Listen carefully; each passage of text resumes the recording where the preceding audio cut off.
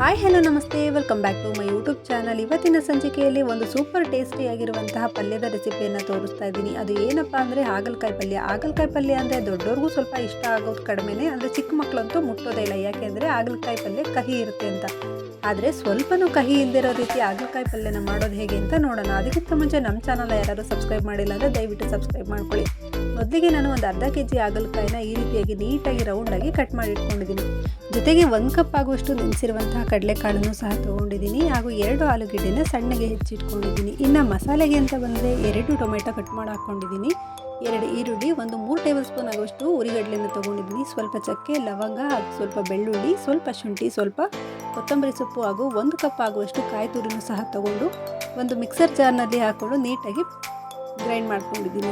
ಈಗ ಒಂದು ಕುಕ್ಕರ್ನ ಬಿಸಿಗಿಟ್ಟು ಅದಕ್ಕೆ ಒಂದು 4 ರಿಂದ 5 ಟೇಬಲ್ ಸ್ಪೂನ್ ಆಗುವಷ್ಟು ಅಡುಗೆ ಎಣ್ಣೆನೂ ಸಹ ಹಾಕ್ತಾಯಿದ್ದೀನಿ. ಇನ್ನು ಹೆಚ್ಚಿಟ್ಕೊಂಡಿರುವಂತಹ ಒಂದು ಅರ್ಧ ಭಾಗ ಈರುಳ್ಳಿನೂ ಸಹ ಹಾಕ್ಕೊಂಡು ನೀಟಾಗಿ ಫ್ರೈ ಮಾಡ್ಕೊತಾ ಇದ್ದೀನಿ. ಇನ್ನು ರುಬ್ಬಿಟ್ಕೊಂಡಿರುವಂತಹ ಖಾರನ ಸ್ವಲ್ಪನೇ ಹಾಕ್ಕೊಂಡು ನೀಟಾಗಿ ಹಸಿ ಸ್ಮೆಲ್ಲೆಲ್ಲ ಹೋಗೋವರೆಗೂ ಫ್ರೈ ಮಾಡ್ಕೊತಾ ಇದ್ದೀನಿ.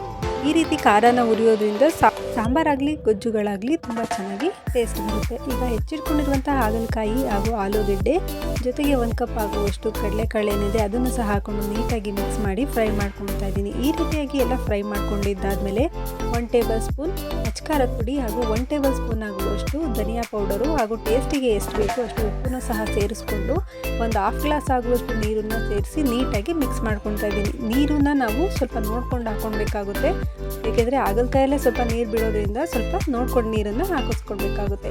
ಇಲ್ಲ ಒಂದು ವಿಜಲ್ನಾದರೂ ಹಾಕಿಸ್ಕೊಳ್ಬೋದು, ಇಲ್ಲ ಒಂದು ಪ್ಲೇಟನ್ನು ಮುಚ್ಚಿ ನೀಟಾಗಿ ಇದನ್ನು ಕುದಿ ಬರೆಸ್ಕೊಳ್ಬೋದು. ನಾನು ಒಂದು ವಿಜಲ್ನ ಹಾಕಿಸ್ಕೊಂಡು ಮತ್ತೆ ಒಂದು 2 ಕುದಿ ಆಗುವಷ್ಟು ಕುದಿಸ್ಕೊಳ್ತಾ ಇದ್ದೀನಿ. ಈಗ ಹಾಗಲಕಾಯಿ ಪಲ್ಯ ಅಂತೂ ತುಂಬ ಚೆನ್ನಾಗಿ ರೆಡಿಯಾಗಿದೆ. ಕೊನೆಯದಾಗಿ 1 ಸ್ಪೂನ್ ಆಗುವಷ್ಟು ಎಣ್ಣೆನ ಸೇರಿಸ್ಕೊಂಡು ಅದಕ್ಕೆ ಸ್ವಲ್ಪ ಸಾಸಿವೆ, 1-2 ಕಡ್ಡಿ ಆಗುವಷ್ಟು ಕರಿಬೇವಿನ ಸೊಪ್ಪನ್ನ ಒಗ್ಗರಣೆ ಕೊಟ್ಕೊಂಡು ಪಲ್ಯನ ರೆಡಿ ಮಾಡ್ಕೊಂಡಿದ್ದೀನಿ. ಇನ್ನು ಫೈನಲಿಯಾಗಿ ಹಾಗಲಕಾಯಿ ಗೊಜ್ಜಂತೂ ತುಂಬ ಚೆನ್ನಾಗಿ ರೆಡಿಯಾಗಿದೆ. ಇದ್ರ ಜೊತೆಗೆ ನಾನು ಚಪಾತಿನ ಮಾಡಿಟ್ಕೊಂಡಿದ್ದೀನಿ. ಈ ರೀತಿಯಾದಂತಹ ಸೂಪರ್ ಟೇಸ್ಟಿಯಾಗಿರುವ ಹಾಗಲಕಾಯಿ ಗೊಜ್ಜನ್ನು ಮಾಡಿದ್ರೆ ಮಕ್ಕಳಾದ್ರೂ ಸಹ ತುಂಬ ಇಷ್ಟಪಟ್ಟು ತಿಂತಾರೆ.